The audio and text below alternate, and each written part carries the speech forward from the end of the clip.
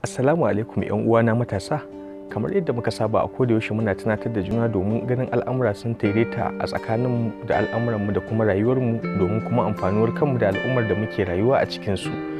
‘Yan uwana matasa, kamar yadda muka saba dai,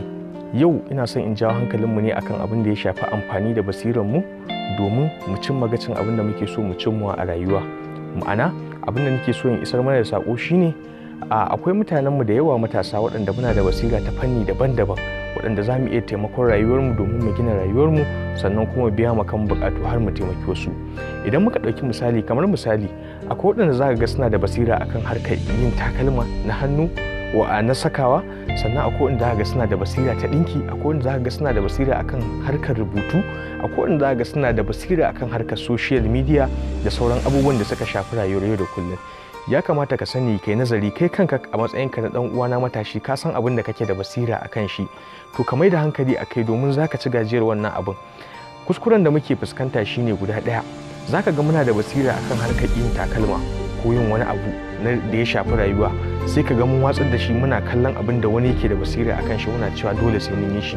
A'a, ba za mu taɓa nasara ba idan muka ce a haka za mu tafi. Idan muka haɗa ƙarfi da ƙarfe ta hanyar yin amfani da basirar da muke da su, kai kana da basira akan haɗa takalmi, kai kana da basira akan harkar yin kasuwanci, kai kuma kana da basira akan harkar yin wani abu wanda zai taimaki waɗanda suka yi takalman nan ko wasu abubuwa ka sayar, to ina ganin za mu ci nasara. Idan ka ce za ka ɗauki abin da baka da basira akan shi ko kuma baka da interest akan shi, to ina tabbatar maka da cewa ba za ka kai labari ba. Dan uwana matashi, ka sani abin da Allah ya baka na basira da fahimta shine hanyar ka wadda za ka iya ingantawa, kai amfani da wannan damar ta hanyar a ciyar da kanka gaba ta hanya mai kyau. Kar ka sake kai abin da zai tarwatsa rayuwarka kuma ya cutar da al'umma, kai tarwatsa duk wani abu da yake ci gaban rayuwarka. Akan haka nake kira ga 'yan uwana matasa